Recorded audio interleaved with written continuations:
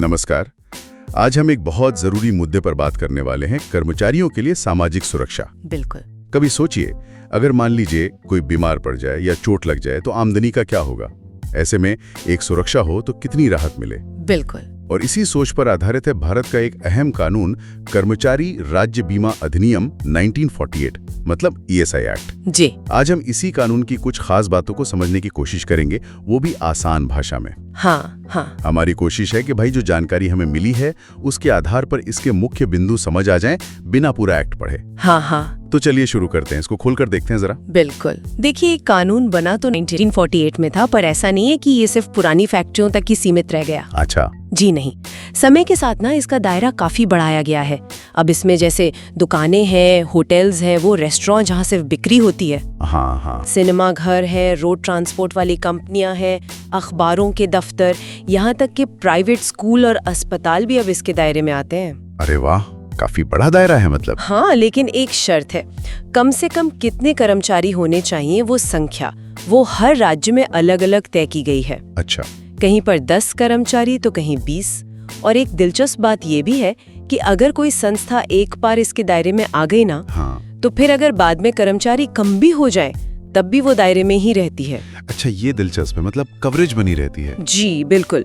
कानून का मकसद यही है कि सुरक्षा बनी रहे। तो फिर इसके लिए पैसा कहाँ से आता है, जो पूरी व्यवस्था है? देखिए, ये एक योगदान आधारित योजना है, मतलब इसमें पैसा जमा होता है। कौन जमा करता है? कर्मचारी भी और नियोक्ता भी। कर्मचारी अपनी तनख्वाह का एक बहुत छोटा सा हिस्सा देते हैं, अभी तो शायद 0.75% है। और जो मालिक है, नियोक्ता, वो थोड़ा ज्यादा देते हैं, फिलहाल 3.25%। ठीक है। और ये दरें सरकार समय समय पर बदल भी सकती है, ऐसा नहीं कि ये हमेशा यही रहेंगी। अच्छा। और ये जो पैसा जमा होता है, इसका फायदा कब मिलता है? कुछ सिस्टम है इसका? हाँ बिल्कुल, इसमें योगदान करने का एक पीरियड होता है। और फिर उसके फायदे मिलने का एक अलग पीरियड होता है।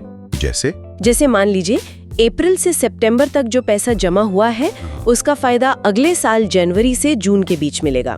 एक साइकिल है पूरी। समझ गया। अच्छा, इसमें कंपनी या मालिक की क्या जिम्मेदारी होती है?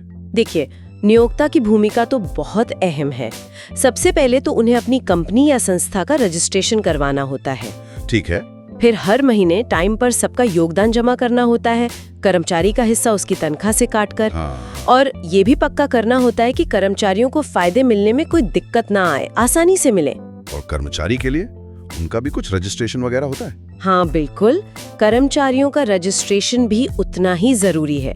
इसी से तो उनकी पहचान होती है और वो फायदों के हकदार बनते हैं। और अच्छी बात यह है कि अब कर्मचारी खुद ऑनलाइन अपना रजिस्ट्रेशन स्टेटस चेक कर सकते हैं। अच्छा। जी। और अभी हाल में तो ये भी शुरू हुआ है कि कर्मचारी ऑनलाइन अपनी फोटो अपलोड करके खुद ही अपना ई पहचान कार्ड डाउनलोड कर सकते हैं। अरे वाह, मतलब टेक्नोलॉजी का काफी इस्तेमाल हो रहा है अब। हाँ बिल्कुल, प्रक्रिया को आसान बनाने की कोशिश है लगातार। इसे वो ई श्रम पोर्टल से भी जोड़ा गया है ना, मैंने कहीं पढ़ा था। जी हाँ, उसे ई श्रम पोर्टल से भी जोड़ा गया है, जो असंगठित क्षेत्र के मजदूरों का एक बड़ा डेटाबेस है।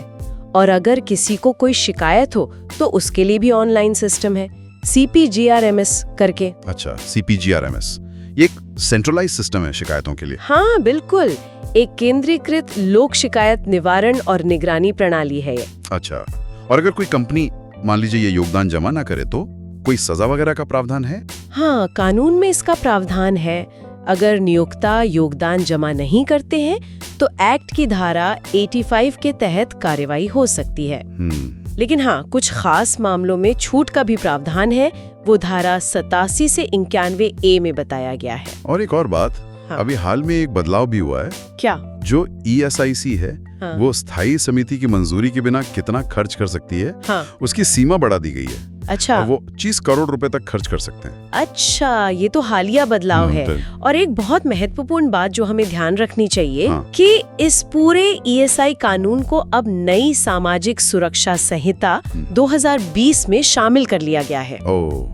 तो ये अब उस बड़े कोड का हिस्सा है। हाँ, हालांकि वो नई संहिता अभी पूरी तरह से लागू होनी बाकी है, पर दिशा वही है। तो अगर हम पूरी बात को समेटें तो उसका मतलब क्या निकलता है? यही कि ये जो ESI एक्ट है, हाँ। ये असल में लाखों कर्मचारियों और उनके परिवारों के लिए एक तरह का सेफ्टी नेट है ना? बिल्कुल। एक आर्थिक और मेडिकल सहारा, खासकर मुश्किल वक्त में, जैसे कोई बीमार हो गया या डिलीवरी का समय है या काम पर चोट लग गई।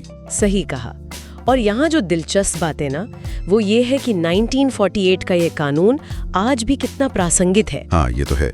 और सिर्फ इसलिए नहीं कि ये सुरक्षा देता है, बल्कि इसलिए कि ये लगातार खुद को बदल रहा है समय के साथ। चाहे वो टेक्नोलॉजी का इस्तेमाल हो, जैसे आपने कहा ऑनलाइन रजिस्ट्रेशन, शिकायतें, या फिर कानूनी ढांचे में बदलाव, जैसे नई संहिता में इसका शामिल हो जाना।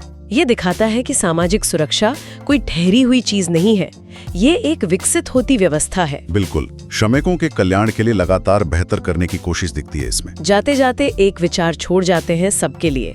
जब ये नई श्रम संहिताएं, जिनके बारे में आपने बताया, जब वो पूरी तरह से लागू हो जाएंगी, तो भारत में सामाजिक सुरक्षा का भविष्य कैसा दिखेगा? ये बड़ा सवाल है। क्या ESI जैसी जो मौजूदा योजनाएं हैं, उनमें हमें और भी बड़े बदलाव देखने को मिलेंगे? सोचने वाली बात है। आज हम एक बहुत अहम कानून पर बात कर रहे हैं, एम्प्लॉयज स्टेट इंश्योरेंस एक्ट 1948, जिसे आमतौर पर ESI एक्ट कहते हैं। जी। ये हिंदुस्तान में ना सोशल सिक्योरिटी यानी समाजी तहफ्फुज के निजाम का एक बड़ा हिस्सा है। जी बिल्कुल। हमारा इरादा है कि इस एक्ट की जो बुनियादी बातें हैं, उनको जरा आसान लफ्जों में समझें, ताकि मतलब पूरी एक्ट ना भी पढ़ें तो पता हो कि मामला क्या है। इसके लिए हमने कुछ सरकारी रिपोर्ट्स, आर्टिकल्स और जो आम सवाल पूछे जाते हैं, उन सबको देखा है। तो आइए शुरू करते हैं। जी जरूर। तो ESI एक्ट असल में है क्या? ये एक, आप कह लें, समाजी बीमा स्कीम है जो मुलाजमों को मुख्तलिफ हालात में, जैसे बीमारी या मैटरनिटी या काम के दौरान कोई चोट लग जाए तो उसमें मदद देती है। मदद यानी माली मदद? जी, तिब्बी मदद भी और माली मदद भी। मकसद ये है कि ऐसे वक्त में कारकुन और उनके घर वाले वो मतलब मुश्किल में ना पड़े। ठीक है, तो ये किन लोगों पर लागू होता है, मतलब कौन अहल है इसके लिए? अमूमन तो ये उन फैक्ट्रियों या इदारों पर लागू होता है जहां 10 या उससे ज्यादा लोग काम करते हैं। 10 या ज्यादा? जी। हालांकि कुछ रियासतों में, जैसे हिमाचल प्रदेश है, महाराष्ट्र है, वहाँ ये हद 20 मुलाजमीन की है, लेकिन दिल्ली और केरला में 10 ही है। अच्छा, तो ये रियासत पर मुनस्सर है। हाँ, थोड़ा सा। और अब तो सिर्फ फैक्ट्रियों तक महदूद नहीं रहा। वक्त के साथ हुकूमत ने दुकानें, होटल, रेस्टोरेंट, सिनेमा घर, ट्रांसपोर्ट कंपनियां, इन सबको भी शामिल कर लिया है। और मुलाजमीन की तनख्वाह की भी कोई हद है? जी हाँ, बिल्कुल। वो मुलाजमीन जिनकी माहाना तनख्वाह 21,000 तक है, वो इसके दायरे में आते हैं। 21,000? जी। और अगर कोई मुलाजिम माजूर है तो उनके लिए ये हद थोड़ी ज्यादा है, 25,000 रुपए माहाना। समझ गया। अच्छा, अब ये बताएं कि इस स्कीम के लिए पैसा कहाँ से आता है? ये शिराकत यानी कंट्रीब्यूशन का क्या निजाम है? इसमें देखिए, आजर और मुलाजिम दोनों ही हिस्सा डालते हैं। आजर यानी एम्प्लॉयर, वो मुलाजिम की तनख्वाह का 3.25% जमा कराता है। 3.25% आजर का? जी। और मुलाजिम का? मुलाजिम का हिस्सा कम है, वो अपनी तनख्वाह का 0.75% देता है। अच्छा। हाँ, लेकिन ये मिलकर एक ठीक ठाक फंड बन जाता है। एक और बात, अगर किसी की रोजाना उजरत बहुत कम है, यानी 176 रुपए से कम, तो उसे अपना हिस्सा नहीं देना पड़ता। अच्छा, ये तो अच्छी बात है कम आमदनी वालों के लिए। जी बिल्कुल। उसमें एक और चीज है, वो शिराकत की मुद्दत और फायदे की मुद्दत का निजाम है। मतलब आप एक खास मुद्दत में कंट्रीब्यूट करते हैं, जैसे 1 अप्रैल से 30 सितंबर तक। हाँ। तो उसका जो नकद फायदा है वो आपको अगले साल 1 जनवरी से 30 जून के दौरान मिलेगा। ये थोड़ा आगे पीछे चलता है निजाम। ठीक, यानी कंट्रीब्यूशन और बेनिफिट पीरियड अलग अलग हैं। बिल्कुल, ताकि इंतजामी तौर पर चीजें संभाली जा सके। ये समझना जरूरी है। चलें, अब सबसे अहम बात पर आते हैं, फायदे क्या क्या मिलते हैं इससे? जी, फायदे कई तरह के हैं। सबसे बड़ा और पहला फायदा है तिब्बी फायदा, यानी मेडिकल बेनिफिट। इसमें मुलाजिम और उसके खानदान दोनों के लिए तकरीबन मुकम्मल तिब्बी देखभाल शामिल है। मतलब अस्पताल में दाखिला, इलाज, टेस्ट, दवाएं, सर्जरी वगैरह। वाह, और ये कब से मिलना शुरू होता है? ये नौकरी के पहले दिन से ही। ये बहुत अहम है। जबरदस्त। अच्छा, और अगर कोई बीमार हो जाए? तो उसके लिए बीमारी का फायदा है, यानी सिकनेस बेनिफिट। अगर कोई बीमारी की वजह से काम पर नहीं आ सकता तो जितने दिन वो डॉक्टर से तस्दीक शुदा छुट्टी पर है उसे नकद रकम मिलती है। कितनी रकम? आमतौर पर ये उसकी रोजाना औसत उजरत का 70% होती है। कुछ खास लंबी बीमारियों में 80% तक भी मिल सकता है। ठीक है। और खवातीन मुलाजमीन के लिए ज़चगी के हवाले से? जी हाँ, मैटरनिटी बेनिफिट ये भी बहुत अहम है। 2017 में तरमीम हुई थी। उसके बाद से हामिला खवातीन को पूरी तनख्वाह के साथ 26 हफ्तों की छुट्टी मिलती है। 26 हफ्ते? ये तो बहुत अच्छा है। जी, ये एक बड़ी सहूलत है। फिर आता है माजूरी का फायदा, यानी डिसेबिलिटी बेनिफिट। अगर काम के दौरान कोई चोट लग जाए, जैसे आर्जी या मुस्तकिल माजूरी हो जाए, तो माली मुआवजा मिलता है। कितना? ये भी माहाना अदायगी होती है जो उजरत का 90% तक हो सकती है। ये चोट कितनी शदीद है उस पर मुनस्सिर है। और खुदा ना खास्ता अगर काम के दौरान हादसे में किसी की मौत हो जाए? ऐसी अफसोसनाक सूरत हाल में मरहूम मुलाजिम के जो ज़ेरे कफालत अफराद हैं, यानी डिपेंडेंट्स, उन्हें इन्हिसारी फ़ायदा मिलता है, डिपेंडेंट बेनिफिट। अच्छा। ये भी माहाना अदायगी होती है मरहूम की उजरत के 90% के बराबर, ताकि ख़ानदान को सहारा रहे। ये तो बहुत ज़रूरी हिफाजती इक़दामात हैं। इन बड़े फ़वाइद के अलावा भी कुछ है? जी, छोटे फ़ायदे भी हैं, जैसे आखिरी रसूमात के अखराजात के लिए 15,000 रुपये तक यकमुश्त मिलते हैं। 15,000? जी, और एक बेरोजगारी अलाउंस भी है, लेकिन वो खास हालात में मिलता है, जैसे अगर फैक्ट्री या इदारा बंद हो जाए और नौकरी चली जाए, तब औसत यौमिया उजरत का 50% मिलता है। ठीक है। अब रजिस्ट्रेशन का क्या तरीकाकार है? जो इदारे इस कानून के दायरे में आते हैं उनके लिए ज़रूरी है कि वो 15 दिन के अंदर अंदर ESIC यानी एम्प्लॉयज स्टेट इंश्योरेंस कॉरपोरेशन के साथ रजिस्टर हों। 15 दिन में? जी, और हर अहल मुलाजिम को एक इंश्योरेंस नंबर दिया जाता है। अब तो टेक्नोलॉजी का इस्तेमाल बढ़ गया है, तो पहचान कार्ड भी आ गया है। पहचान कार्ड? जी, इसे ऑनलाइन डाउनलोड कर सकते हैं। उस पे तस्वीर भी अपलोड हो जाती है, शिनाख्त आसान हो जाती है। अच्छा, कोई नई डेवलपमेंट्स या अपडेट्स हैं इस हवाले से? हाँ, ESIC का एक बड़ा गवर्नेंस प्रोजेक्ट है पंचदीप। उससे बहुत सी सर्विसेज ऑनलाइन हो गई हैं। पंचदीप? जी, और जैसा आपने शायद सुना हो, हुकूमत पुराने लेबर कवानीन को इकट्ठा करके 4 नए लेबर कोड्स ला रही है। उनमें एक सोशल सिक्योरिटी कोड भी है जो ESI जैसी स्कीमों को मजीद बेहतर बना सकता है। हाँ, वो लेबर कोड्स की बात तो चल रही है। बिल्कुल। तो ESI और EPFO मिलकर ही मुल्क के जो मुनज़्ज़म शोबे के कारकुन हैं उनको सामाजिक तहफ़्फ़ुज़ फराहम करने वाले अहम इदारे हैं। और अगर कोई इदारा इन कानूनों पर अमल ना करे, कंट्रीब्यूशन जमा ना कराए, तो क्या होता है? अगर वक्त पर शिराकत जमा नहीं कराई जाती तो ये एक संगीन मामला है। इस पर जुर्माना तो है ही, सेक्शन 85 के तहत 3 साल तक कैद की सजा भी हो सकती है। ओह, यानी सजा सख्त है? जी, ताकि कानूनों पर अमल दरामद यकीनी बनाया जा सके। तो खुलासा ये है कि ESI एक्ट जो है वो हिंदुस्तान में लाखों करोड़ों कारकुनों और उनके खानदानों के लिए एक बहुत ही अहम, आप कह लें, हिफाजती छतरी है, जो उन्हें बीमारी, चोट, ज़चगी और यहाँ तक कि बेरोजगारी जैसी सूरत हाल में तिब्बी और माली दोनों तरह का तहफ़्फ़ुज़ फराहम करता है। बिल्कुल सही कहा आपने। और आखिर में बस एक बात कहना चाहूँगी, देखिए, ESI जैसी स्कीमें बहुत ज़रूरी हैं, इसमें कोई शक नहीं, लेकिन इनका पूरा फ़ायदा तभी मिलता है जब मुलाजिमों को अपने हुकूक का पता हो और ये भी पता हो कि इन फ़वाइद को हासिल कैसे करना है। हाँ, ये जानकारी बहुत ज़रूरी है। जी, तो शायद सुनने वालों के लिए ये सोचने की बात है कि क्या वो खुद इस स्कीम के अहल हैं, और अगर हैं तो क्या उनकी रजिस्ट्रेशन, उनकी तफसीलात, वो सब ठीक हैं, अप टू डेट हैं? बिल्कुल, ये छोटी सी चीज़ मुश्किल वक्त में बहुत काम आ सकती है। ਐਨ ਮੁਮਕਿਨ ਹੈ। ਸਤਿ ਸ਼੍ਰੀ ਅਕਾਲ। ਅੱਜ ਆਪਾਂ ਗੱਲ ਕਰਾਂਗੇ ਭਾਰਤ ਵਿੱਚ ਕੰਮ ਕਰਨ ਵਾਲਿਆਂ ਲਈ ਇੱਕ ਬਹੁਤ ਹੀ ਮਹੱਤਵਪੂਰਨ ਕਾਨੂੰਨੀ ਢਾਂਚੇ ਬਾਰੇ, ਸਮਾਜਿਕ ਸੁਰੱਖਿਆ ਦੀ। हाँ जी, ਤੇ ਖਾਸ ਤੌਰ ਤੇ ਇੱਕ ਕਾਨੂੰਨ ਜੋ ਬਹੁਤ ਅਹਿਮ ਹੈ, ਕਰਮਚਾਰੀ ਰਾਜ ਬੀਮਾ ਐਕਟ 1948। ਬਿਲਕੁਲ, ਜਿਸ ਨੂੰ ਆਪਾਂ ਆਮ ਭਾਸ਼ਾ ਵਿੱਚ ESI ਐਕਟ ਕਹਿ ਦਿੰਦੇ ਹਾਂ। ਹਾਂਜੀ। ਅੱਜ ਸਾਡਾ ਮਕਸਦ ਹੈ ਇਸ ਨੂੰ ਡੂੰਘਾਈ ਨਾਲ ਸਮਝਣਾ, ਸਰਕਾਰੀ ਰਿਪੋਰਟਾਂ, ਵੈਬਸਾਈਟਾਂ ਤੇ ਹੋਰ ਜਾਣਕਾਰੀ ਦੇ ਆਧਾਰ ਤੇ। ਬਿਲਕੁਲ, ਤਾਂ ਕਿ ਪਤਾ ਲੱਗੇ ਕਿ ਇਹ ਅਸਲ ਵਿੱਚ ਕਾਮਿਆਂ ਦੀ ਮਦਦ ਕਿਵੇਂ ਕਰਦਾ ਹੈ, ਖਾਸ ਕਰ ਔਖੇ ਵੇਲੇ। ਠੀਕ ਹੈ, ਤਾਂ ਸ਼ੁਰੂ ਕਰਦੇ ਹਾਂ ਬਿਲਕੁਲ ਬੇਸਿਕ ਤੋਂ। ਇਹ ESI ਐਕਟ ਮਤਲਬ ਹੈ ਕੀ ਤੇ ਕਿੱਥੇ-ਕਿੱਥੇ ਲਾਗੂ ਹੁੰਦਾ ਹੈ? ਦੇਖੋ ਜੀ, ਮੋٹے ਤੌਰ ਤੇ ਇਹ ਉਹਨਾਂ ਫੈਕਟਰੀਆਂ ਜਾਂ ਅਦਾਰਿਆਂ ਤੇ ਲਾਗੂ ਹੁੰਦਾ ਜਿੱਥੇ 10 ਜਾਂ ਉਸ ਤੋਂ ਵੱਧ ਕਰਮਚਾਰੀ ਕੰਮ ਕਰਦੇ ਨੇ। 10 ਜਾਂ ਵੱਧ? ਮੈਂ ਸੁਣਿਆ ਸੀ ਕਈ ਵਾਰ 20 ਵੀ ਹੁੰਦਾ। ਹਾਂ, ਉਹ ਕੁਝ ਹਾਲਤਾਂ ਵਿੱਚ ਜਾਂ ਕੁਝ ਸੂਬਿਆਂ ਵਿੱਚ 20 ਦੀ ਗਿਣਤੀ ਵੀ ਹੈ। ਇਹ ਥੋੜਾ ਵੱਖਰਾ ਹੋ ਸਕਦਾ। ਅੱਛਾ, ਤੇ ਕਰਮਚਾਰੀਆਂ ਲਈ ਮਤਲਬ ਕਿਹੜੇ ਕਰਮਚਾਰੀ ਇਹਦੇ ਘੇਰੇ 'ਚ ਆਉਂਦੇ ਨੇ? ਉਹ ਕਰਮਚਾਰੀ ਜਿਨ੍ਹਾਂ ਦੀ ਮਹੀਨੇ ਦੀ ਤਨਖਾਹ 21,000 ਰੁਪਏ ਤੱਕ ਹੈ। ਓਕੇ।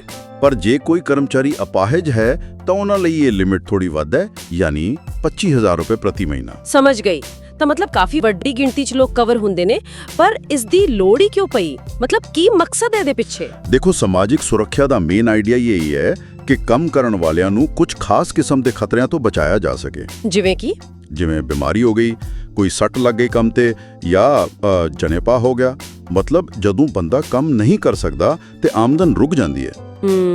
ESI ਐਕਟ ਇਹੀ ਸੁਰੱਖਿਆ ਦਿੰਦਾ ਹੈ ਤੇ ਇਹ ਇੱਕ ਯੋਗਦਾਨੀ ਸਕੀਮ ਹੈ। ਯੋਗਦਾਨੀ ਮਤਲਬ ਇਹਨੂੰ ਚਲਾਉਣ ਲਈ ਪੈਸਾ ਮਾਲਿਕ ਤੇ ਕਰਮਚਾਰੀ ਦੋਵੇਂ ਪਾਉਂਦੇ ਨੇ। ਅੱਛਾ, ਕਿੰਨਾ ਹਿੱਸਾ ਹੁੰਦਾ ਹੈ? ਮਾਲਿਕ ਪਾਉਂਦੇ ਨੇ ਕਰਮਚਾਰੀ ਦੀ ਤਨਖਾਹ ਦਾ 3.5% ਤੇ ਕਰਮਚਾਰੀ ਦਾ ਹਿੱਸਾ ਬਹੁਤ ਘੱਟ ਹੈ, ਸਿਰਫ 0.7%। ਓ, ਸਿਰਫ 0.7%? ਇਹ ਤਾਂ ਕਾਫੀ ਘੱਟ ਹੈ। ਹਾਂਜੀ, ਤਾਂ ਕਿ ਕਰਮਚਾਰੀ ਤੇ ਜ਼ਿਆਦਾ ਬੋਝ ਨਾ ਪਵੇ। ਸਗੋਂ ਜਿਨ੍ਹਾਂ ਦੀ ਦਿਹਾੜੀ ਬਹੁਤ ਘੱਟ ਹੈ, ਮਤਲਬ 176 ਰੁਪਏ ਰੋਜ਼ਾਨਾ ਤੋਂ ਵੀ ਘੱਟ, ਉਹਨਾਂ ਨੂੰ ਤਾਂ ਆਪਣਾ 0.75% ਵੀ ਨਹੀਂ ਦੇਣਾ ਪੈਂਦਾ। ਉਹਨਾਂ ਨੂੰ ਛੋਟ ਹੈ। ਵਾਹ, ਇਹ ਤਾਂ ਬਹੁਤ ਵਧੀਆ ਗੱਲ ਹੈ। ਚਲੋ, ਯੋਗਦਾਨ ਤਾਂ ਸਮਝ ਆ ਗਿਆ, ਪਰ ਇਸ ਦੇ ਬਦਲੇ 'ਚ ਮਿਲਦਾ ਕੀ ਹੈ? ਮਤਲਬ ਫਾਇਦੇ ਕੀ ਨੇ? ਫਾਇਦੇ ਕਾਫੀ ਨੇ ਜੀ। ਸਭ ਤੋਂ ਵੱਡਾ ਤੇ ਮੇਨ ਫਾਇਦਾ ਹੈ ਮੈਡੀਕਲ ਲਾਭ। ਮੈਡੀਕਲ ਲਾਭ? ਹਾਂਜੀ, ਇਹਦੇ ਤਹਿਤ ਬੀਮਾ ਕਰਵਾਉਣ ਵਾਲੇ ਬੰਦੇ ਨੂੰ ਤੇ ਉਹਦੇ ਪਰਿਵਾਰ ਨੂੰ ਪੂਰੀ ਮੈਡੀਕਲ ਦੇਖਭਾਲ ਮਿਲਦੀ ਹੈ। ਪੂਰੀ? ਮਤਲਬ ਹਸਪੀਟਲ ਦਾਖਲਾ, ਦਵਾਈਆਂ, ਸਭ ਕੁਝ? ਬਿਲਕੁਲ, ਇਲਾਜ, ਡਾਕਟਰੀ ਸਲਾਹ, ਦਵਾਈਆਂ, ਦਾਖਲਾ, ਸਭ ਕੁਝ। ਤੇ ਸਭ ਤੋਂ ਖਾਸ ਗੱਲ, ਇਹਦੇ ਤੇ ਖਰਚੇ ਦੀ ਕੋਈ ਉੱਪਰਲੀ ਲਿਮਿਟ ਨਹੀਂ ਹੈ। ਕੋਈ ਲਿਮਿਟ ਨਹੀਂ? ਇਹ ਤਾਂ ਕਮਾਲ ਦੀ ਗੱਲ ਹੈ। ਹਾਂਜੀ, ਇਹ ਬਹੁਤ ਵੱਡੀ ਰਾਹਤ ਹੈ। ਹਾਲਾਂਕਿ ਇਹ ਵੀ ਕਹਿਣਾ ਬਣਦਾ ਹੈ ਕਿ ਕਈ ਵਾਰ ESI ਹਸਪਤਾਲਾਂ ਜਾਂ ਡਿਸਪੈਂਸਰੀਆਂ ਦੀ ਕੁਆਲਿਟੀ ਜਾਂ ਉੱਥੇ ਪਹੁੰਚ ਨੂੰ ਲੈ ਕੇ ਸਵਾਲ ਉੱਠਦੇ ਨੇ। ਉਹ ਇੱਕ ਚੁਣੌਤੀ ਹੈਗੀ ਹੈ। ਉਹ ਤਾਂ ਹੈ। ਹੋਰ ਕੀ ਲਾਭ ਨੇ? ਫਿਰ ਹੈਗਾ ਜੀ ਜਣੇਪਾ ਲਾਭ। ਜਿਹੜੀਆਂ ਔਰਤਾਂ ਬੀਮੇ 'ਚ ਕਵਰ ਹੁੰਦੀਆਂ ਨੇ, ਉਹਨਾਂ ਨੂੰ ਗਰਭ ਅਵਸਥਾ ਦੌਰਾਨ 26 ਹਫ਼ਤਿਆਂ ਦੀ ਛੁੱਟੀ ਮਿਲਦੀ ਹੈ। ਪੂਰੀ ਤਨਖਾਹ ਨਾਲ? 26 ਹਫ਼ਤੇ ਪੂਰੀ ਤਨਖਾਹ ਨਾਲ। ਇਹ ਤਾਂ ਕੰਮ ਕਰਨ ਵਾਲੀਆਂ ਔਰਤਾਂ ਲਈ ਬਹੁਤ ਵੱਡੀ ਸਪੋਰਟ ਹੋਏਗੀ। ਬਹੁਤ ਵੱਡੀ ਸਪੋਰਟ ਹੈ ਜੀ, ਬਿਲਕੁਲ। ਤੇ ਜੇ ਕੋਈ ਰੱਬ ਨਾ ਕਰੇ ਬਿਮਾਰ ਹੋ ਜਾਵੇ ਲੰਮਾ ਸਮਾਂ ਜਾਂ ਕੰਮ ਤੇ ਸੱਟ ਲੱਗ ਜਾਵੇ, ਉਦੋਂ ਕੀ? ਹਾਂ, ਉਹਦੇ ਲਈ ਵੀ ਪ੍ਰਬੰਧ ਹੈ। ਜੇ ਕੋਈ ਬਿਮਾਰ ਹੋ ਜਾਂਦਾ ਹੈ ਤੇ ਕੰਮ ਤੇ ਨਹੀਂ ਜਾ ਸਕਦਾ ਤਾਂ ਉਹਨੂੰ ਬਿਮਾਰੀ ਲਾਭ ਮਿਲਦਾ ਹੈ। ਕਿੰਨਾ ਕੁ? ਆਮ ਤੌਰ ਤੇ ਤਨਖਾਹ ਦਾ ਲਗਭਗ 70% ਹਿੱਸਾ ਕੈਸ਼ ਵਿੱਚ ਮਿਲਦਾ ਹੈ, ਜਿੰਨਾ ਚਿਰ ਉਹ ਬਿਮਾਰ ਰਹਿੰਦਾ ਹੈ, ਕੁਝ ਨਿਯਮਾਂ ਦੇ ਤਹਿਤ। ਠੀਕ ਹੈ, ਤੇ ਸੱਟ ਲੱਗਣ ਤੇ? ਜੇ ਕੰਮ ਕਰਕੇ ਸੱਟ ਲੱਗੀ ਹੈ, ਭਾਵੇਂ ਉਹ ਥੋੜੇ ਸਮੇਂ ਲਈ ਕੰਮ ਨਹੀਂ ਕਰ ਸਕਦਾ, ਟੈਂਪਰੇਰੀ ਡਿਸੇਬਲਮੈਂਟ, ਜਾਂ ਪੱਕੇ ਤੌਰ ਤੇ ਕੋਈ ਅਪੰਗਤਾ ਆ ਜਾਂਦੀ ਹੈ, ਪਰਮਨੈਂਟ ਡਿਸੇਬਲਮੈਂਟ, ਤਾਂ ਅਪੰਗਤਾ ਲਾਭ ਮਿਲਦਾ ਹੈ। ਅੱਛਾ। ਹਾਂਜੀ, ਤੇ ਇਹ ਰਕਮ ਤਨਖਾਹ ਦੇ 90% ਤੱਕ ਵੀ ਹੋ ਸਕਦੀ ਹੈ। ਸੱਟ ਦੀ ਗੰਭੀਰਤਾ ਤੇ ਨਿਰਭਰ ਕਰਦਾ ਹੈ। ਮਕਸਦ ਇਹੀ ਹੈ ਕਿ ਆਮਦਨ ਦਾ ਨੁਕਸਾਨ ਨਾ ਹੋਵੇ। ਤੇ ਜੇ ਮੌਤ ਹੋ ਜਾਵੇ ਕੰਮ ਵਾਲੀ ਸੱਟ ਨਾਲ, ਜੇ ਅਜਿਹਾ ਦੁਖਦਾਈ ਹਾਦਸਾ ਵਾਪਰਦਾ ਹੈ, ਤਾਂ ਜਿਹੜੇ ਉਹਨਾਂ ਤੇ ਨਿਰਭਰ ਸਨ ਪਰਿਵਾਰ ਵਾਲੇ, ਉਹਨਾਂ ਨੂੰ ਹਰ ਮਹੀਨੇ ਪੈਨਸ਼ਨ ਮਿਲਦੀ ਹੈ, ਜਿਸ ਨੂੰ ਨਿਰਭਰ ਲਾਭ ਕਹਿੰਦੇ ਨੇ। ਠੀਕ ਹੈ। ਇੱਥੋਂ ਤੱਕ ਕਿ ਅੰਤਿਮ ਸੰਸਕਾਰ ਦੇ ਖਰਚੇ ਲਈ ਵੀ ਇੱਕ ਮੁਸ਼ਤ ਰਕਮ 15,000 ਤੱਕ ਦਿੱਤੀ ਜਾਂਦੀ ਹੈ। ਤੇ ਤੁਸੀਂ ਸ਼ਾਇਦ ਬੇਰੋਜ਼ਗਾਰੀ ਭੱਤੇ ਦਾ ਵੀ ਜ਼ਿਕਰ ਕੀਤਾ ਸੀ? ਹਾਂ, ਕੁਝ ਖਾਸ ਹਾਲਾਤਾਂ ਵਿੱਚ, ਜਿਵੇਂ ਫੈਕਟਰੀ ਬੰਦ ਹੋਣ ਤੇ ਜਾਂ ਕੁਝ ਹੋਰ ਕਾਰਨਾਂ ਕਰਕੇ ਨੌਕਰੀ ਜਾਣ ਤੇ ਬੇਰੋਜ਼ਗਾਰੀ ਭੱਤਾ ਵੀ ਮਿਲ ਸਕਦਾ ਹੈ, ਪਰ ਉਹਦੀਆਂ ਸ਼ਰਤਾਂ ਥੋੜੀਆਂ ਸਖਤ ਨੇ। ਸਮਝ ਗਈ। ਇਹ ਸਾਰੇ ਲਾਭ ਕਾਗਜ਼ਾਂ ਤੇ ਤਾਂ ਬਹੁਤ ਵਧੀਆ ਲੱਗਦੇ ਨੇ, ਪਰ ਇਹਨਾਂ ਨੂੰ ਲੈਣਾ ਕਿੰਨਾ ਕੁ ਸੌਖਾ ਹੈ ਅੱਜਕੱਲ? ਟੈਕਨੋਲੋਜੀ ਨੇ ਕੁਝ ਫਰਕ ਪਾਇਆ? ਹਾਂਜੀ, ਕੋਸ਼ਿਸ਼ਾਂ ਹੋਈਆਂ ਨੇ। ਜਿਵੇਂ ਈ-ਪਹਿਚਾਣ ਕਾਰਡ ਸ਼ੁਰੂ ਕੀਤਾ ਗਿਆ। ਈ-ਪਹਿਚਾਣ ਕਾਰਡ ਉਹ ਕੀ ਹੈ? ਇਹ ਇੱਕ ਸਮਾਰਟ ਕਾਰਡ ਵਰਗਾ ਹੈ ਜੀ, ਜਿਸ ਤੇ ਬੀਮਾ ਯੁਕਤ ਬੰਦੇ ਦੀ ਜਾਣਕਾਰੀ ਹੁੰਦੀ ਹੈ। ਇਹ ਨਾਲ ਲੈ ਕੇ ਜਾਓ ਤੇ ਡਾਕਟਰੀ ਸਹੂਲਤਾਂ ਲੈਣੀਆਂ ਸੌਖੀਆਂ ਹੋ ਜਾਂਦੀਆਂ ਨੇ। ਪਛਾਣ ਫਟਾਫਟ ਹੋ ਜਾਂਦੀ। ਅੱਛਾ, ਇਹ ਤਾਂ ਵਧੀਆ ਹੈ। ਤੇ ਇੱਕ ਵੱਡਾ ਪ੍ਰੋਜੈਕਟ ਸੀ, ਪ੍ਰੋਜੈਕਟ ਪੰਚਦੀਪ। ਉਹਦਾ ਮਕਸਦ ਸੀ ਸਾਰੀਆਂ ESI ਸੇਵਾਵਾਂ ਨੂੰ ਕੰਪਿਊਟਰਾਈਜ਼ਡ ਕਰਨਾ, ਆਨਲਾਈਨ ਕਰਨਾ। ਉਹ ਕਾਮਯਾਬ ਰਿਹਾ? ਦੇਖੋ, ਸ਼ੁਰੂਆਤ ਤਾਂ ਚੰਗੀ ਸੀ, ਪਰ ਉਹਦੇ ਲਾਗੂ ਕਰਨ ਵਿੱਚ ਕੁਝ ਮੁਸ਼ਕਿਲਾਂ ਆਈਆਂ। ਪੂਰੀ ਤਰ੍ਹਾਂ ਸ਼ਾਇਦ ਉਹਨਾਂ ਸਫਲ ਨਹੀਂ ਹੋਇਆ ਜਿੰਨੀ ਉਮੀਦ ਸੀ, ਪਰ ਡਿਜੀਟਲਾਈਜੇਸ਼ਨ ਵੱਲ ਕਦਮ ਤਾਂ ਚੁੱਕੇ ਗਏ ਨੇ। ਤੇ ਅੱਜਕੱਲ ਜਿਹੜੀ ਗੱਲ ਚੱਲ ਰਹੀ ਹੈ ਗਿਗ ਵਰਕਰਾਂ ਦੀ, ਪਲੇਟਫਾਰਮ ਵਰਕਰਾਂ ਦੀ, ਉਹਨਾਂ ਬਾਰੇ ਕੁਝ? ਹਾਂ, ਇਹ ਬਹੁਤ ਅਹਿਮ ਮੁੱਦਾ ਹੈ। ਸਰਕਾਰ ਕੋਸ਼ਿਸ਼ ਕਰ ਰਹੀ ਹੈ ਕਿ ਇਹਨਾਂ ਲੋਕਾਂ ਨੂੰ ਵੀ ਕਿਸੇ ਤਰ੍ਹਾਂ ਸਮਾਜਿਕ ਸੁਰੱਖਿਆ ਦੇ ਦਾਇਰੇ 'ਚ ਲਿਆਂਦਾ ਜਾਵੇ। ਗੱਲ ਚੱਲ ਰਹੀ ਹੈ ਕਿ ESI ਨੂੰ ਈ-ਸ਼ਰਮ ਪੋਰਟਲ ਨਾਲ ਜੋੜਿਆ ਜਾਵੇ। ਈ-ਸ਼ਰਮ ਪੋਰਟਲ? ਹਾਂ, ਇਹ ਪੋਰਟਲ ਗੈਰ ਸੰਗਠਿਤ ਖੇਤਰ ਦੇ ਕਾਮਿਆਂ ਦਾ ਡਾਟਾਬੇਸ ਬਣਾਉਣ ਲਈ ਸ਼ੁਰੂ ਕੀਤਾ ਗਿਆ ਸੀ। ਹੁਣ ਵਿਚਾਰ ਹੈ ਕਿ ਇਹਨਾਂ ਨੂੰ ESI ਦੇ ਲਾਭ ਕਿਵੇਂ ਦਿੱਤੇ ਜਾਣ, ਪਰ ਇਹ ਕਾਫੀ ਪੇਚੀਨਾ ਮਸਲਾ ਹੈ। ਫੰਡ ਕੌਣ ਦੇਵੇਗਾ, ਯੋਗਤਾ ਕਿਵੇਂ ਤੈਅ ਹੋਵੇਗੀ? ਇਹ ਤਾਂ ਹੈ। ਤੇ ਤੁਸੀਂ ਪਹਿਲਾਂ ਜ਼ਿਕਰ ਕੀਤਾ ਸੀ ਦੂਰ ਦੁਰਾਡੇ ਇਲਾਕਿਆਂ ਦਾ। ਹਾਂਜੀ, ਉਹ ਇੱਕ ਵੱਡੀ ਚੁਣੌਤੀ ਹੈ। ਸ਼ਹਿਰਾਂ ਵਿੱਚ ਤਾਂ ਫਿਰ ਵੀ ESI ਡਿਸਪੈਂਸਰੀਆਂ, ਹਸਪਤਾਲ ਮਿਲ ਜਾਂਦੇ ਨੇ, ਪਰ ਪਿੰਡਾਂ ਜਾਂ ਦੂਰ ਦੇ ਇਲਾਕਿਆਂ ਵਿੱਚ ਚੰਗੀ ਕੁਆਲਿਟੀ ਦੀਆਂ ਸਿਹਤ ਸੇਵਾਵਾਂ ਦੀ ਪਹੁੰਚ ਅਜੇ ਵੀ ਇੱਕ ਸਮੱਸਿਆ ਹੈ। ਠੀਕ ਹੈ। ਅੱਛਾ, ਜਿਹੜੀਆਂ ਕੰਪਨੀਆਂ ਜਾਂ ਫੈਕਟਰੀਆਂ ਇਸ ਐਕਟ ਦੇ ਘੇਰੇ 'ਚ ਆਉਂਦੀਆਂ ਨੇ, ਉਹਨਾਂ ਦੀ ਕੀ ਜ਼ਿੰਮੇਵਾਰੀ ਬਣਦੀ ਹੈ? ਸਭ ਤੋਂ ਪਹਿਲੀ ਤੇ ਜ਼ਰੂਰੀ ਜ਼ਿੰਮੇਵਾਰੀ ਹੈ ਰਜਿਸਟ੍ਰੇਸ਼ਨ ਕਰਵਾਉਣਾ। ਜਦੋਂ ਐਕਟ ਲਾਗੂ ਹੁੰਦਾ ਹੈ, ਉਸ ਦੇ 15 ਦਿਨਾਂ ਦੇ ਅੰਦਰ-ਅੰਦਰ। 15 ਦਿਨਾਂ 'ਚ? ਠੀਕ ਹੈ। ਹਾਂਜੀ, ਤੇ ਫਿਰ ਸਮੇਂ ਸਿਰ ਆਪਣਾ ਤੇ ਕਰਮਚਾਰੀਆਂ ਦਾ ਯੋਗਦਾਨ ਜਮ੍ਹਾਂ ਕਰਵਾਉਣਾ, ਸਾਰੇ ਰਿਕਾਰਡ ਸਹੀ ਰੱਖਣੇ, ਇਹ ਸਭ ਉਹਨਾਂ ਦੀ ਜ਼ਿੰਮੇਵਾਰੀ ਹੈ। ਤੇ ਜੇ ਕੋਈ ਨਾ ਕਰੇ, ਯੋਗਦਾਨ ਜਮ੍ਹਾਂ ਨਾ ਕਰਵਾਏ, ਤਾਂ ਫਿਰ ਕਾਨੂੰਨੀ ਕਾਰਵਾਈ ਹੁੰਦੀ ਹੈ ਜੀ। ਐਕਟ ਦੀ ਧਾਰਾ 85 ਹੈ ਜਿਹੜੀ ਇਸ ਬਾਰੇ ਗੱਲ ਕਰਦੀ ਹੈ। ਜੁਰਮਾਨਾ ਲੱਗ ਸਕਦਾ ਤੇ ਗੰਭੀਰ ਮਾਮਲਿਆਂ ਵਿੱਚ ਵਾਰ-ਵਾਰ ਉਲੰਘਣਾ ਕਰਨ ਤੇ ਕੈਦ ਤੱਕ ਦੀ ਸਜ਼ਾ ਵੀ ਹੋ ਸਕਦੀ ਹੈ। ਇਸ ਲਈ ਪਾਲਣਾ ਕਰਨੀ ਬਹੁਤ ਜ਼ਰੂਰੀ ਹੈ। ਬਿਲਕੁਲ। ਅੱਛਾ, ਅੱਜਕੱਲ ਲੇਬਰ ਕਾਨੂੰਨਾਂ 'ਚ ਕਾਫੀ ਬਦਲਾਅ ਦੀ ਗੱਲ ਹੋ ਰਹੀ ਹੈ, ਨਵੇਂ ਕੋਡ ਆ ਰਹੇ ਨੇ, ਉਹਨਾਂ ਦਾ ESI ਤੇ ਕੀ ਅਸਰ ਪਏਗਾ? ਹਾਂਜੀ, ਇਹ ਬਹੁਤ ਵੱਡਾ ਬਦਲਾਅ ਹੈ। ਸਰਕਾਰ ਨੇ ਪੁਰਾਣੇ 29 ਕਿਰਤ ਕਾਨੂੰਨਾਂ ਨੂੰ ਮਿਲਾ ਕੇ 4 ਨਵੇਂ ਕੋਡ ਬਣਾਏ ਨੇ। 4 ਕੋਡ? ਹਾਂ, ਉਹਨਾਂ ਵਿੱਚੋਂ ਇੱਕ ਹੈ ਸਮਾਜਿਕ ਸੁਰੱਖਿਆ ਕੋਡ 2020। ਇਸ ਕੋਡ ਦਾ ਇੱਕ ਮਕਸਦ ESI ਐਕਟ ਤੇ ਹੋਰ ਸਮਾਜਿਕ ਸੁਰੱਖਿਆ ਵਾਲੇ ਕਾਨੂੰਨਾਂ ਨੂੰ ਇਕੱਠਾ ਕਰਨਾ ਹੈ। ਇਕੱਠਾ ਕਰਨਾ ਸੌਖਾ ਹੋ ਜਾਵੇਗਾ? ਹਾਂ, ਉਮੀਦ ਇਹੀ ਹੈ ਕਿ ਇਸ ਨਾਲ ਕਾਨੂੰਨ ਸੌਖੇ ਹੋਣਗੇ, ਪਾਲਣਾ ਕਰਨੀ ਆਸਾਨ ਹੋਵੇਗੀ ਤੇ ਸ਼ਾਇਦ ਸਮਾਜਿਕ ਸੁਰੱਖਿਆ ਦਾ ਦਾਇਰਾ ਵੀ ਵਧੇਗਾ। ਜਿਵੇਂ ਆਪਾਂ ਗੱਲ ਕਰ ਰਹੇ ਸੀ ਗਿਗ ਤੇ ਪਲੇਟਫਾਰਮ ਵਰਕਰਾਂ ਦੀ, ਉਹਨਾਂ ਨੂੰ ਸ਼ਾਮਿਲ ਕਰਨ ਦੀ ਕੋਸ਼ਿਸ਼ ਵੀ ਇਸੇ ਕੋਡ ਦਾ ਹਿੱਸਾ ਹੈ। ਅੱਛਾ। ਇਹ ਭਾਰਤ ਵਿੱਚ ਸੋਸ਼ਲ ਸਿਕਿਉਰਿਟੀ ਸਿਸਟਮ ਨੂੰ ਅਗਲੇ ਲੈਵਲ ਤੇ ਲਿਜਾਣ ਦੀ ਕੋਸ਼ਿਸ਼ ਹੈ। ਹਾਲਾਂਕਿ ਇਹ ਕੋਡ ਅਜੇ ਪੂਰੀ ਤਰ੍ਹਾਂ ਲਾਗੂ ਹੋਣੇ ਬਾਕੀ ਨੇ। ਠੀਕ ਹੈ, ਤਾਂ ਕੁੱਲ ਮਿਲਾ ਕੇ ਇਹ ਸਾਫ਼ ਹੈ ਕਿ ESI ਐਕਟ ਭਾਵੇਂ 1948 ਦਾ ਹੈ, ਅੱਜ ਵੀ ਲੱਖਾਂ ਕਾਮਿਆਂ ਤੇ ਉਹਨਾਂ ਦੇ ਪਰਿਵਾਰਾਂ ਲਈ ਇੱਕ ਬਹੁਤ ਵੱਡਾ ਸਹਾਰਾ ਹੈ। ਬਿਲਕੁਲ ਜੀ, ਇੱਕ ਸੁਰੱਖਿਆ ਜਾਲ ਹੈ ਜੋ ਔਖੇ ਵੇਲੇ, ਬਿਮਾਰੀ ਵੇਲੇ, ਸੱਟ ਲੱਗਣ ਤੇ ਕੰਮ ਆਉਂਦਾ ਹੈ। ਵਿੱਤੀ ਤੇ ਡਾਕਟਰੀ ਦੋਵੇਂ ਤਰ੍ਹਾਂ ਦੀ ਮਦਦ ਕਰਦਾ ਹੈ। ਵਾਲੇ ਫ੍ਰੀਲਾਂਸਰ, ਇਹਨਾਂ ਦੀ ਗਿਣਤੀ ਬਹੁਤ ਤੇਜ਼ੀ ਨਾਲ ਵੱਧ ਰਹੀ ਹੈ। ਹਾਂ, ਸੁਣਿਆ ਹੈ। ਨੀਤੀ ਆਯੋਗ ਦਾ ਕੋਈ ਅਨੁਮਾਨ ਵੀ ਸੀ ਸ਼ਾਇਦ? ਹਾਂਜੀ, ਅਨੁਮਾਨ ਹੈ ਕਿ 2029-30 ਤੱਕ ਸ਼ਾਇਦ 2.5 ਕਰੋੜ ਦੇ ਕਰੀਬ ਗਿਗ ਵਰਕਰ ਹੋਣਗੇ ਭਾਰਤ 'ਚ। 2.5 ਕਰੋੜ? ਹਾਂਜੀ, ਤੇ ਕੰਮ ਕਰਨ ਦੇ ਤਰੀਕੇ ਵੀ ਬਦਲ ਰਹੇ ਨੇ। ਤਾਂ ਸਵਾਲ ਇਹ ਹੈ ਕਿ ESI ਵਰਗੀਆਂ ਸਾਡੀਆਂ ਪੁਰਾਣੀਆਂ ਸਮਾਜਿਕ ਸੁਰੱਖਿਆ ਸਕੀਮਾਂ ਇਹਨਾਂ ਨਵੇਂ ਤਰੀਕਿਆਂ ਨਾਲ ਕੰਮ ਕਰਨ ਵਾਲੇ ਸਾਰੇ ਲੋਕਾਂ ਨੂੰ, ਖਾਸ ਕਰਕੇ ਜਿਹੜੇ ਰੈਗੂਲਰ ਨੌਕਰੀ ਤੇ ਨਹੀਂ ਹਨ, ਉਹਨਾਂ ਨੂੰ ਅਸਰਦਾਰ ਤਰੀਕੇ ਨਾਲ ਸੁਰੱਖਿਆ ਦੇਣ ਲਈ ਆਪਣੇ ਆਪ ਨੂੰ ਹੋਰ ਕਿਵੇਂ ਬਦਲਣਗੀਆਂ ਜਾਂ ਢਾਲਣਗੀਆਂ? ਇਹ ਸੱਚਮੁੱਚ ਇੱਕ ਵੱਡਾ ਸਵਾਲ ਹੈ ਤੇ ਆਉਣ ਵਾਲੇ ਸਮੇਂ ਦੀ ਇੱਕ ਵੱਡੀ ਚੁਣੌਤੀ ਵੀ। ਬਿਲਕੁਲ, ਇਸ ਤੇ ਸੋਚ ਵਿਚਾਰ ਕਰਨਾ ਬਹੁਤ ਜ਼ਰੂਰੀ ਹੈ। Welcome to the deep dive. We basically take a whole load of information, articles, reports, all sorts of stuff, and boil it down to what really matters, just for you. That's the idea. Today, we're tackling something really important for working people in India. It's the Employees State Insurance Act, 1948. Often just called the ESI Act. Exactly. We've sifted through, a lot of online material to give you a clear, straightforward rundown of what it is, without you needing to wade through the actual law text. The goal is really to make it accessible. Simple to understand. Doesn't matter how old you are or if you've dealt with this sort of legislation before. Yeah, just the core concepts. Precisely. And the ESI Act is, it's fundamental. It's about security for employees all across India. Security how? It's designed to give financial help and medical care when life throws a curveball. Sickness, maybe an injury at work, things like that. Okay. Think of it like a collective safety net. Everyone kind of chips in. Okay, let's dig into that. So first off, just simply, what is the ESI Act? What's its main job? At its heart, it's a social insurance scheme. The core idea is providing employees and their families with money and medical assistance during tough times, Tough times, like, like being sick and unable to work, or when a woman has a baby. Also, if someone becomes disabled, or unfortunately if they pass away because of something related to their job. right. And it's all managed by a body called the Employees State Insurance Corporation. You'll hear it called ESIC. ESIC, got it. And you said people chip in? Yes, it's a contributory scheme. Yeah. Both the employees and their employers pay into the fund. That pool of money is what pays for all the benefits. Okay, that makes sense. So who actually gets these benefits? Who's covered by this act? Generally, it kicks in for factories and other businesses that aren't seasonal, provided they have more than 10 employees. Only 10. Well, usually 10. Okay. But, and this is important, in some states, the threshold is actually 20 employees. So there's a bit of variation there depending on where you are. Good to know. State differences. Definitely. And there's also a wage ceiling for coverage. Right now, if your basic pay is up to $21,000 in a month, you're typically covered. Okay. Although for people with disabilities, that limit is slightly higher. It's $25,000 per month for them. So it started mainly with factories, but I think I read it's wider now. Oh, absolutely. You're spot on. The government has definitely expanded its reach over time. It's not just factories anymore. Like what else? Well, now it covers lots of other places employing 20 or more people.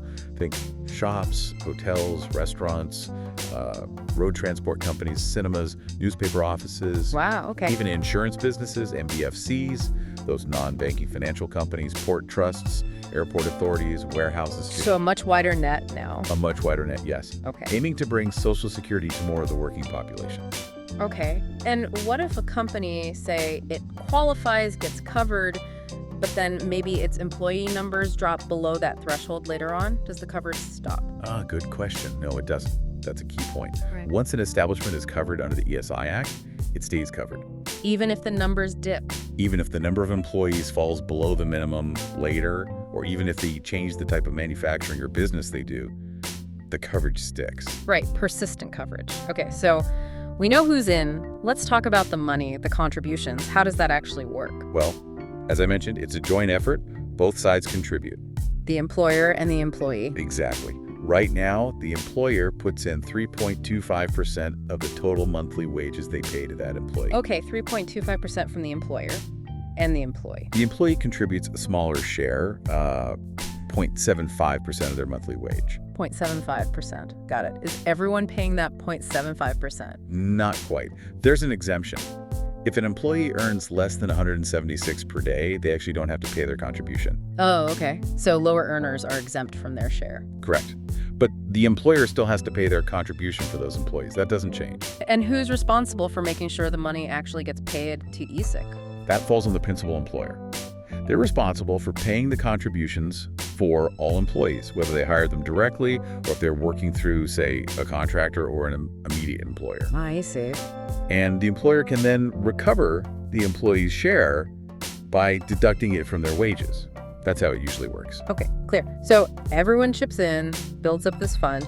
Now, the really important part, what do people actually get out of it? What are the benefits for employees and their families? Right, this is the core of it. Uh-huh. The benefits are pretty broad. Let's start with the big one. Medical benefit. Medical. From day one, the moment you're in insurable employment, basically. Once you're eligible and registered, you and your family get full medical care. Full medical care, like everything. Pretty much everything. Doctor visits, tests, hospital stays, even surgery if it's needed. It's comprehensive. Wow, from day one. That's huge. What else? Then there's sickness benefit. If you get sick and have a medical certificate, you can get financial help. It's usually around 70% of your wages for a specific period. So helps cover lost income. Exactly. And for certain longer-term or serious diseases, there's an extended sickness benefit that pays a bit more, around 80% of wages, and for a longer time. So if you caught something serious, this really helps you manage financially. Makes sense. What about for new mothers? Yes, there's maternity benefit. This gives insured women paid leave at their full wage rate. It covers pregnancy, childbirth, and any related health issues afterwards. Full pay during maternity leave, that's vital. Absolutely crucial for financial stability during that period. And injuries. What if someone gets hurt on the job? That's covered by disablement benefit. If an employment injury causes a disability, whether it's temporary or permanent, this provides financial compensation. How much? It's around 90% of wages. The exact amount and duration depend on, how severe the disability is and how much it affects their ability to earn. Okay. 90% is significant. It is. And thinking bigger picture, having this kind of safety net, it probably helps create a more confident workforce, right? Knowing there's support if something goes wrong. Definitely gives peace of mind. Now, sadly, sometimes the worst can happen at work. Yes, and the Act addresses that too. If an employee unfortunately dies because of a work-related injury or occupational disease, there's dependent benefit. For the family. For the eligible dependents, yes. They receive monthly payments. Again, it's around 90% of what the deceased employee was earning. That's critical support for families left behind. It is. And on top of that, there's also a lump sum payment for funeral expenses. Currently, it's up to $15,000 drop just to help cover those immediate costs. Okay. I think I also recall something about help if someone loses their job entirely. You're right, there is. It's called the unemployment allowance. This offers some financial support, about 50% of your average daily wage if you become unemployed, because the factory or establishment you worked at closes down. Another important safety net, especially with closures. Are there other benefits? It feels quite comprehensive already. There are a few more worth mentioning. Things like vocational rehabilitation, helping people retrain or get back to work after an illness or injury. Physical rehabilitation, too. Okay. There's also provision for medical care in old age for those who retire under the scheme, and support for confinement expenses in certain cases. Right. And one more thing, if a dependent family member is disabled, their medical coverage continues for their entire life. Lifetime coverage for disabled dependents. That's really valuable long-term support. Invaluable, yes. Okay, this sounds like a really robust system. So, for a business that fits the criteria, how do they actually get registered? What's the process like?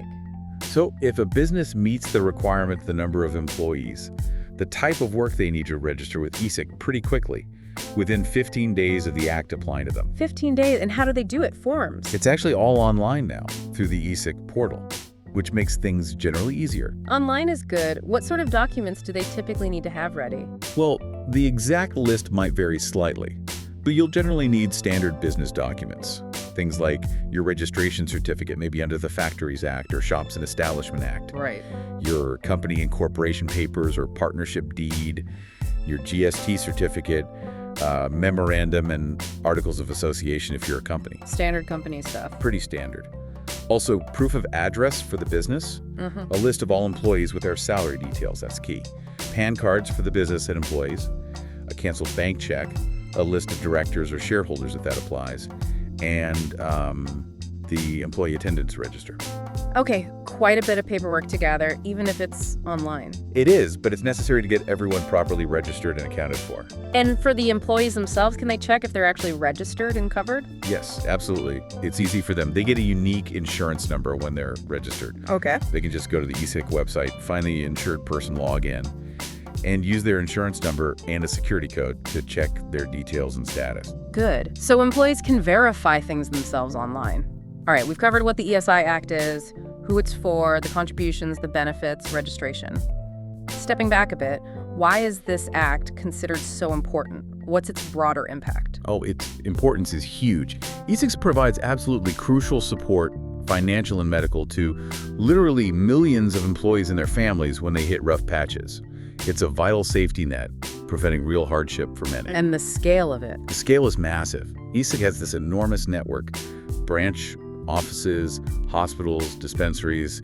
It employs a large number of people, has agents, significant financial assets, and a huge number of active insured persons and beneficiaries, but a major operation. A really big operation. How does it stack up against something like the EPF, the Employees Provident Fund? People sometimes get those mixed up. Yeah, that's a common confusion. Both are Social Security schemes, definitely, but they have different main jobs. Different focus. Exactly. ESIC, as we've discussed, is primarily about immediate needs medical care, help during sickness, maternity, injury, sort of like insurance for specific events. Right. EPF, on the other hand, is mainly focused on the long term. It's primarily a retirement savings scheme, building a nest egg for after you stop working. Okay, so ESI for immediate health income shocks, EPF for retirement savings. That's a good way to put it. And they also have different rules for who needs to register and different contribution rates. PF, for instance, usually applies to places with 20 or more employees, and the contribution is typically 12% for both employer and employee. Higher percentage for PF. Yes, and the ESIC thresholds and percentages are different. As we covered, starts at 10 or 20 employees, wage limits, and the 3.25%, 0.75% contributions. Different systems for different goals. Got it. Now, what if a business doesn't follow the ESI rule? Say they don't pay the contributions. Are there teeth in this act? Yeah. Consequences? Oh, absolutely. The Act isn't just suggestions, it has enforcement measures. Failing to pay contributions on time is specifically listed as an offense. That's under Section 85A of the Act. An offense. So what happens then? Fines? It can be both fines and imprisonment.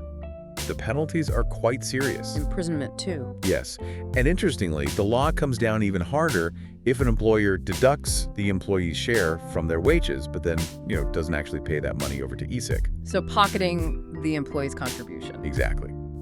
In those cases, the potential jail time can be longer and the fines can be higher. It really underlines the employer's responsibility here. Okay, so serious consequences for non-compliance. Finally, before we wrap up, any recent changes or developments with ESIC we should be aware of? Is it evolving? Yes, definitely evolving. ESIC has been putting a real focus on technology lately. There's Project Panch Deep, which is all about bringing services online for employers, employees, everyone. The goal is less paperwork, more efficiency. Makes sense in this day and age. Totally. And there's a system now for employers to upload photos of the insured employees and their families. This is for creating digital ID cards called ePayChan cards. Ah, like a digital health card. Sort of, yeah. It's meant to make it easier for people to identify themselves and access their medical and cash benefits smoothly. Plus, employees can now download these ePayChan cards themselves directly from an online portal. More convenient access. Exactly. Another thing, perhaps more behind the scenes, is they've increased the spending limit for contracts that need approval from their standing committee up to 25 crores now. That might signal ESIC is gearing up for larger projects or initiatives. Interesting. Bigger scale activities, perhaps? Could be. And the wider Ministry of Labor and Employment is also pushing digital transformation, like setting guidelines for states to use eShram data and adding specific sections for platform workers on that portal. It all ties into this broader move towards digital Social Security. It's quite something to see how many different kinds of businesses fall under this act now compared to when it started. Really shows how the economy has changed. It really does. Okay, so just to quickly recap for everyone listening, the ESI Act is this really vital Social Security law in India. It provides crucial medical and financial support. It covers eligible employees and their families. It works through contributions from both employers and employees managed by ESIC. That's the core. It applies to a growing range of businesses, has specific eligibility rules, offers a whole suite of benefits for various situations like sickness, maternity, injury, even unemployment. And death benefits for dependents. Right. There's an online registration process, definite penalties if companies don't comply, and it's actively being updated with more digital tools. You've got it. This deep dive should give you a really solid foundation for understanding this significant piece of legislation. Affects millions of workers. Absolutely. And maybe here's a final thought for you to ponder. How do broad Social Security schemes like this ESI Act really impact the overall health, well-being, and even the productivity of a nation's workforce? Something to think about. Perhaps check out the ESIC website yourself if you want details specific to your situation. Good suggestion. Thanks for joining us for this deep dive.